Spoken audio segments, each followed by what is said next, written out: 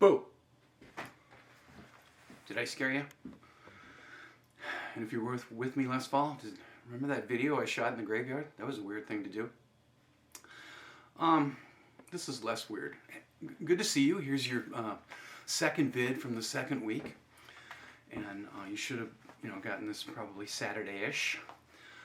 Maybe even Friday, and I'll keep working at that. I'm not going to fall behind, at least on the videoing, I don't think so. With the, we'll get you caught up on what I talked about with my Comp 2 classes on this past Friday, and with a full week coming, Monday, Wednesday, Friday. Barring disaster, I'll get 3 videos this week, and we'll make some headway, hopefully, on this kind of first unit on tragic heroes. It's just the standard type of hero to enjoy. Editorializing just a little bit further.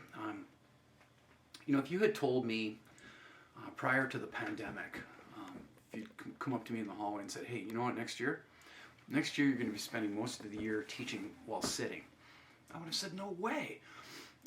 Because all these years that I've been a teacher, I've really prided myself on not being that teacher sitting on the desk, right? It's not good for you. I like to move around the room. And I'm kind of counting the days until I get to do that again, hopefully in August, unless it's just completely forbidden to me. Prior to this, I taught sitting only one day in my life that I can remember, and that was the day that I tried to teach with the stomach flu at my old high school through the trees here. That went poorly.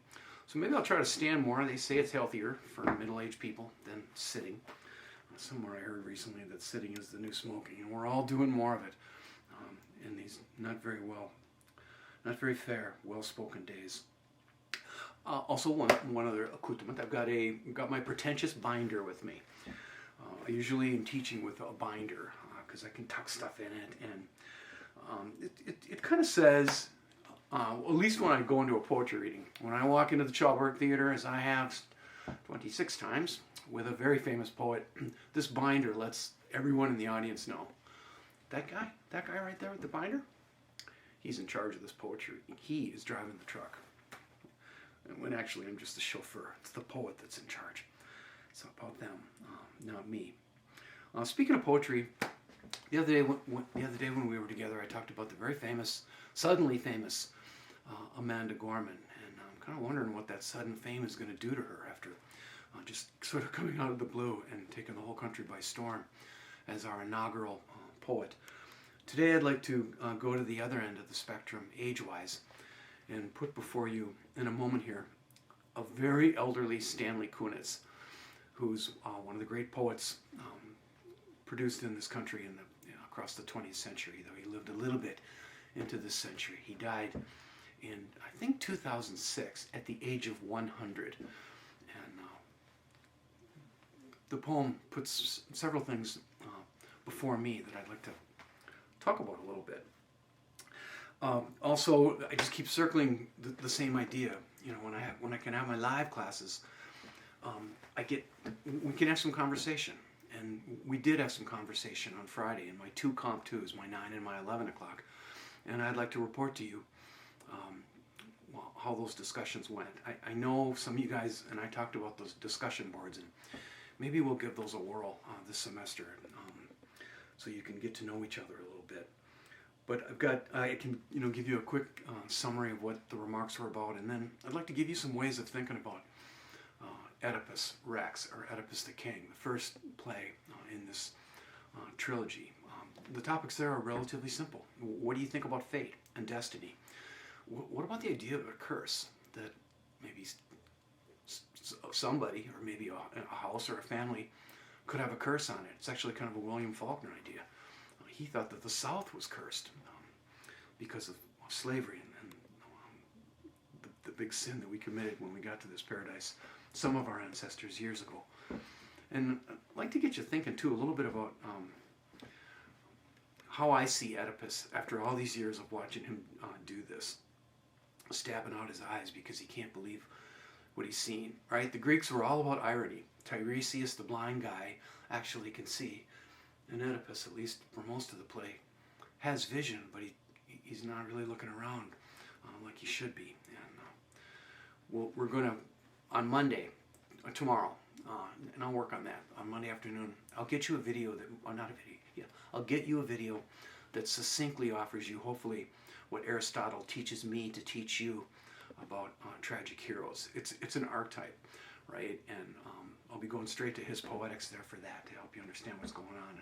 Also, I've got it written. I've got like a kind of a lesson planny thing here, prompts duct taped to my big tripod. I do want to talk to you a little bit about, at the end today, about how I saw the chorus when I was a kid. Working with Stephen B. Humphrey for the first time when I was 18 years old. That's when I read this play for the first time as a first-year student, a freshman at St. John's University. And I hated the chorus, I'll just tell you ahead of time. And now I understand that they're actually really important. So, Stanley Kunitz, a couple things I want to say about him. He's reading this poem that I'm about to put before you at the Dodge Poetry Festival, back when the Dodge Poetry Festival really made beautiful videos, films of our great poets reading. I don't know how old he is here, but you're going to find out in a minute that he is up there. He might be 97, 98 years old. He was on his feet till the end. He was made the laureate twice, once in 1974 and then again when he was 95 years old. Think about that. And you're going to have to listen closely because he's an old dude here. He's very old. And a couple things. As I get a little bit older, and I'm a long way from talking about Amanda Gorman, as I get a little bit older, I'm turning into a little bit of an older cat, I would like to tell you, excuse me, that I wished I lived in a country that was more respectful of the elderly. And that's one of the things that the United States of America, I think, could do a little better on. Our culture, excuse me, our society. But that's loud when I do that, I'm very sorry. I spend enough time with the elderly, and I started doing that again today. I started going back to people's homes to bring them communion after church. And there's an awful lot of solitude out there. There's an awful lot of lonely people. I think I'll breach the subject more thoroughly on another day because I need your help. We need some volunteers to step up. We have to look after each other.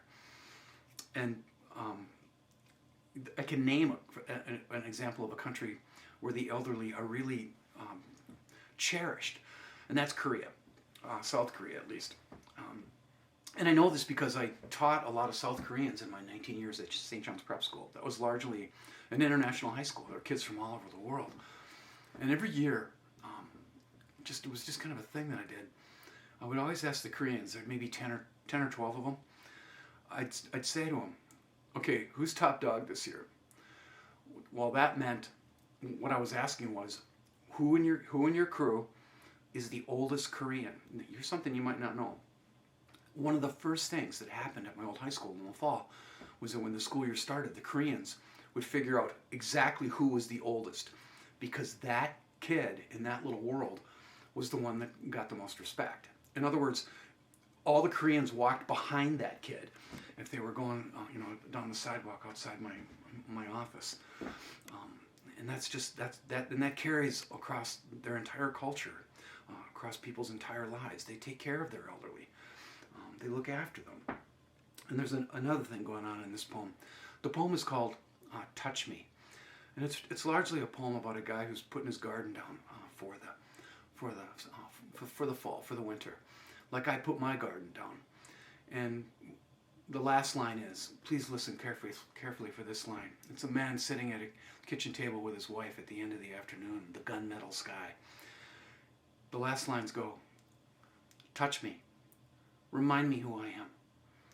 That is so tender and so loving and so important. And I feel like I'm just going to be saying odd these things all day, and I know you'll forgive that. Touch, human touch, is one of the many things that we've lost in the last almost a year now. I have only recently resumed hugging my sons and my daughter-in-law Elizabeth and my son Billy's girlfriend Elizabeth, and their dog Wilbur, my favorite dog on earth. For months I wasn't shaking the hands of men I love, and no, I wasn't hugging people like I like to. I'm a hugger. I don't know about you. I hug students at CLC all the time, just going down the hallway. It's a thing I do. And we've been afraid of that because we've been afraid of one another and told we are not to be in relationship with one another. And so that's one of the, I think it's a pretty important idea. Here's Stanley Kunitz, and I'll be back in just what will seem like a second.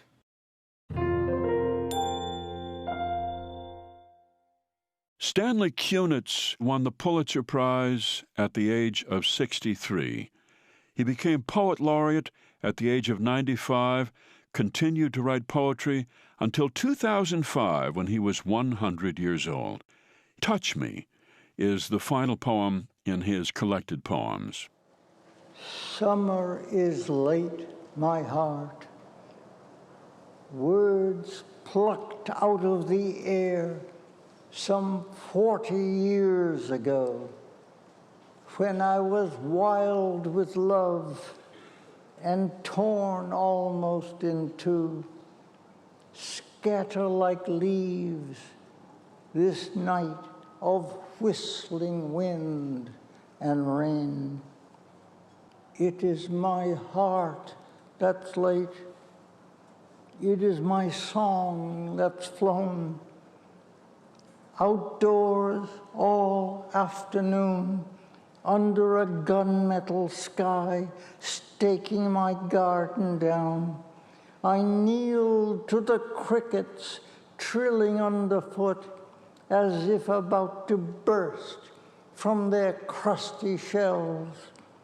And like a child again, marvel to hear so clear and brave a music pour from such a small machine. What makes the engine go? Desire, desire, desire. The longing for the dance stirs in the buried life. One season only, and it's done. So let the battered old willow thrash against the window panes, and the house timbers creak. Darling, do you remember the man you married? Touch me, remind me who I am.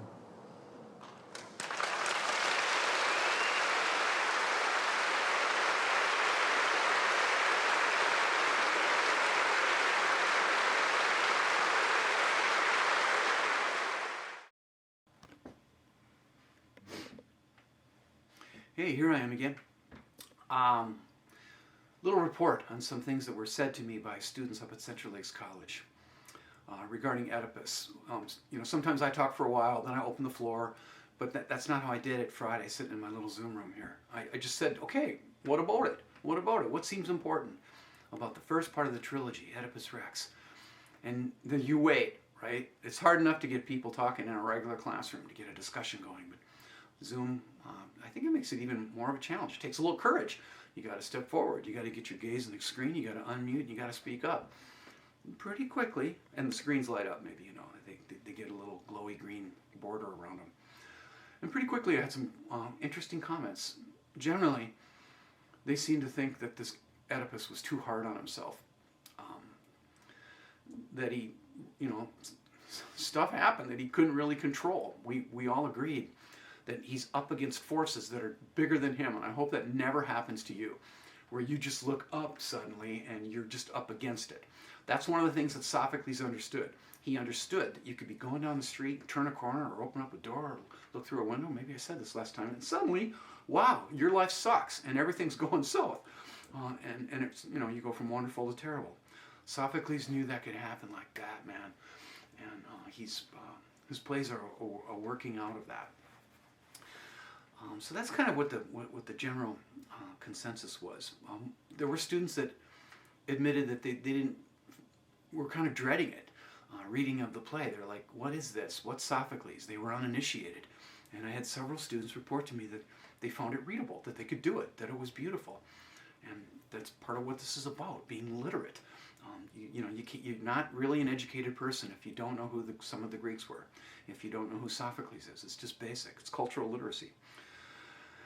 Then I messed with him a little bit.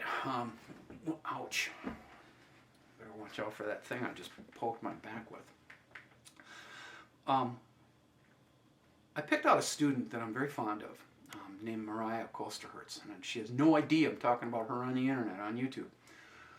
And I picked her out and I said, because here's a reveal teacher secrets. One of the ways to sometimes make things get going in a room is to just kind of say something inflammatory. Although this time it was not necessarily inflammatory, but it was something that I really believed in. You just go, bleh, and then you just see what students say about it. And I asked Mariah, because I think the Greeks are all about destiny and fate. And I kind of believe in those things. And life is random sometimes too. But I said, Mariah, I want to ask you a question now. You're taking your second course from me. You worked with me all fall. We've been friends since August. What if I were to say to you that you have always been destined to be my student, that it was part of your fate? And what if I told you too that part of my life has always been about some day being your teacher, traveling towards you through the years, and you at me in your shorter life, that it was always going to happen, that our stories would mingle for a little while. I would be your teacher, and you would teach me stuff too. You'd be my student, and then we would just kind of go our separate ways while trying to remember each other. And our friendship for a little while will just disappear till we get to heaven, like water into water. She had to really think about that. Wow, really? And then she kind of said, you know what? I think everything happens for a reason. So in a moment, she kind of convinced herself that could at least be possible, right? That's what English classes are like sometimes. We're just talking about impossible things, and they're sometimes hard to prove. Well, then a kid named Alec Wagner, who also doesn't know I'm talking about him on the internet, well, he chimed in. He said, Johnson, when I took your class, when I signed up for your class way last spring with the help of my high school counselor, I had no idea who you were. I just chose you off the list. It was random. I'm like, really? That kind of hurts my feelings. In other words, Alex, he's different than Mariah. Well, then he had to admit, but now I'm taking 2 classes from you, right? He's taking his second and third classes from me because he's in my Comp 2 and he's in my humanities class. Well, that was definitely about a choice, a definite choice. And it was an interesting conversation with my 9 and my, as I call them, my 11 o'clock people. I don't know about the idea of a curse. I kind of believe in them. I've had, like Satanist kids try to put curses on me. I think it's possible. They bounced off me because I'm a bulletproof English major. And so that didn't work. But in literature, it's an idea. And the House of Oedipus has a curse on it. And I don't know, what do you think of that? What do you think about the idea of prophecy? We've had them, in the Bible. I don't know if they're in the Quran, but in the Bible, we have prophets all the time going, hey, this is about to happen. This, heads up, you guys. And that too is an interesting idea to me, and I kind of believe in it. I believe in Tiresias. Tiresias knows the score.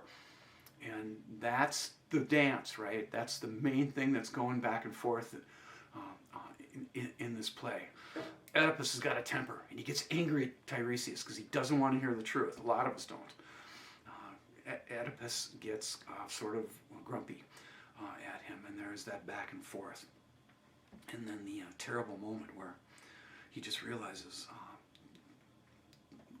how horrible his life truly is, and he finds out the real true secret of himself.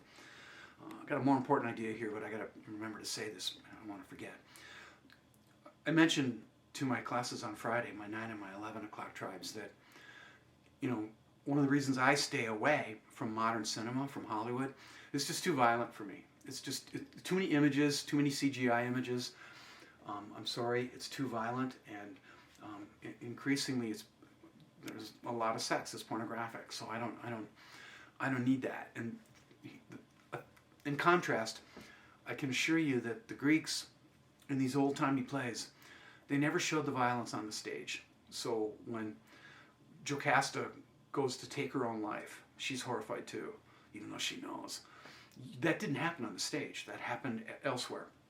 When Oedipus freaks and can't bear to see what he's done, and he takes her knitting needles and, takes out his eyes, that didn't happen on the stage either. That was elsewhere. He was always seen coming on the stage with the blood pouring down his cheeks. And I saw this at the Guthrie, when in a not too great a production of Oedipus, probably about 1997, 1998. I want to point out too that Sophocles is the second great Greek playwright, and he changed a few things out in Greek drama. He was preceded by the man who's considered to be sort of the grandfather of Greek tragedy, and that guy's name was Aeschylus. With Aeschylus, the stage was bare, man. It was just two actors, only two at a time, and the actors held these tremendous masks in front of themselves on sticks to communicate what character they were playing. Sophocles upgraded that a little bit. He introduced painted stage scenery on rolls, so you could get the idea that stuff was going on. And he also introduced a third character, which made it possible to make things a little bit more complicated. A couple more ideas. Stick with me. Let's go to the chorus, and then we'll end with my other idea. My real true way of seeing Oedipus. No, you got these characters, right? You've got Creon, you've got Jocasta, you've got Oedipus, you've got a messenger, and you've got a shepherd, I think. Going with a little bit of memory here. I've read this many times. And they're speaking, right? It's not like prose where you're getting, it's just language, people talking to one another. That's how drama works. But there's another character in here that I have to admit I didn't like when I was a kid, the chorus. Now, why didn't I like the chorus? Because it just seemed like an interruption. Like these two people are having a good argument, and I can see them, striving for or with or against one another. And suddenly the chorus just kind of wanders in. And in my head, my 18-year-old kid brain, and I'm looking up at Stephen B. Humphrey. He's been sleeping in the earth a long time, but I got a beautiful black and white photograph of him here that will always be on that wall near me. It's like a little saint looking over my shoulder. And when I read this for the first time, when the chorus came on, I'm like, just get out of here. Get out of here. And I would skip it. I would go to the next person that spoke. Well, I was making a couple of mistakes, and I forgive myself. The chorus is huge. And the chorus is important because in Sophocles, the chorus gets all the great lines. I hope I haven't brought this before you, idea-wise. The time that I did see it at the Guthrie, when it came time for the chorus to come out, what was fantastic is these people would come out to being the chorus, and they would speak the lines simultaneously, and each character in the chorus, I can remember 7 or 8 actors, they represented different classes of people. Like one guy was dressed up like a scientist or a doctor. One woman was, clearly a housewife, just wearing kind of a flower print dress.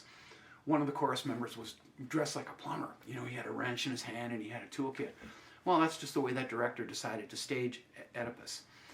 In my kid brain, as I keep calling it, I imagine like these people coming forward in togas, like just floating, togas and sandals, and then just retreating, saying the same line. Since then, I've learned how crucial the chorus really is, obviously. It's conscience or consciousness.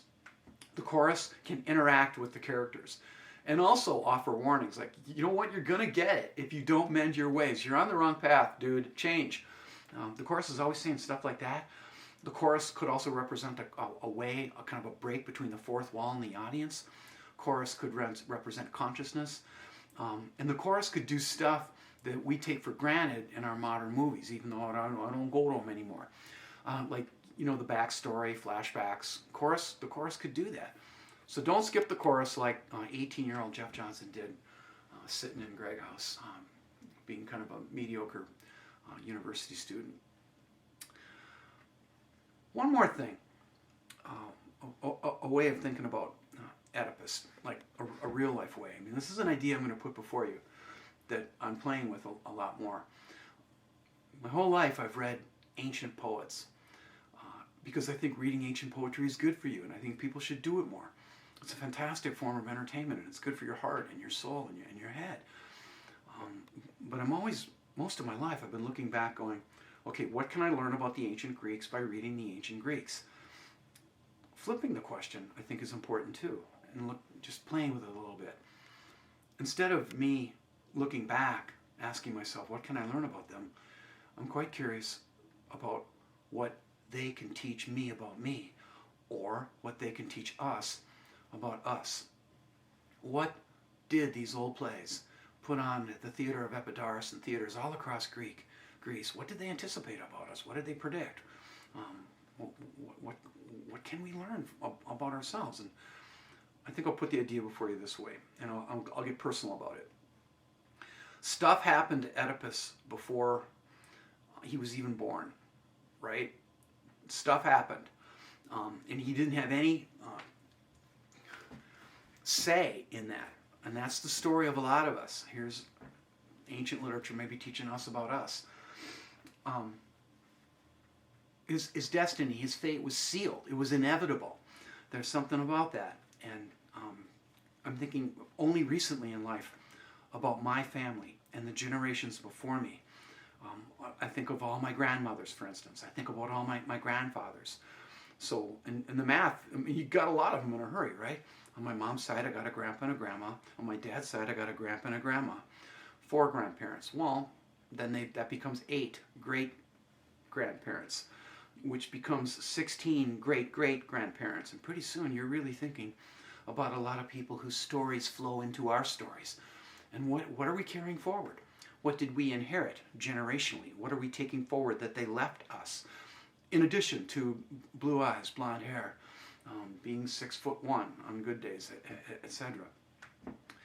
And here's a way this can work.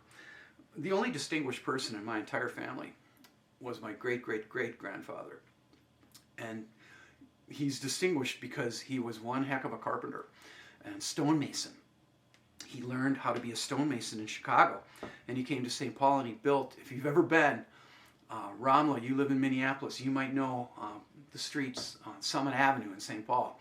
I don't know how if any of the rest, any of the, I don't know if any of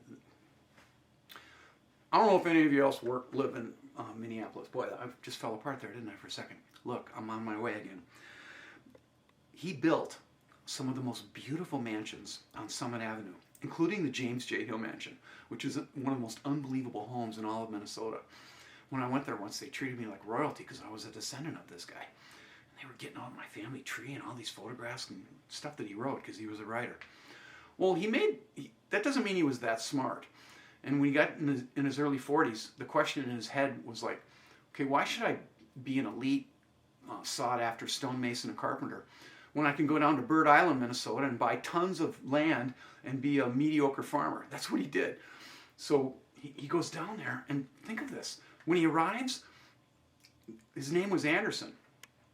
And everybody's like, at the county seat, they're like, we got way too many Andersons here. You better change your name. Well, he's so dumb, he changed it to Johnson. He changed it to the name I have. He affected my fate. I wasn't even born. And he was a Lutheran guy that got in a fight with a Lutheran minister on the downtown streets of Bird Island, a one-horse town, and bloodied his nose. And then he got back to the farm and he said, we're all becoming Catholics. The whole family's becoming Catholic. Don't you see? I should be a Lutheran guy named Anderson, and I'm a Catholic guy named Johnson. That feels like Greek to me, and it's not worth stabbing your eyes out over, though. Definitely not. And I think I'm getting near. I got to be getting kind of near the 30-minute mark. So let me bid you farewell, at least for today. I feel good. I've done a standing lesson and shown you another bookshelf of mine. And yeah, I want you to know I have a lot of books, so you think I'm smart, or at least above average. That's the way I think of myself, above average. And when we reconvene with another video coming your way, your journals are due tonight, I'm going to explain to you what Aristotle teaches me to teach you about tragic heroes. And we still have them. We had them in Shakespeare. We got more coming there. And we have them in American literature. Tragedy we still live in the age of tragedy. Stay safe. God bless you guys. Like I keep saying, this will be the last time I'll say this for a while because it probably sounds cliche. Keep your chin up and your heads down in the pandemic.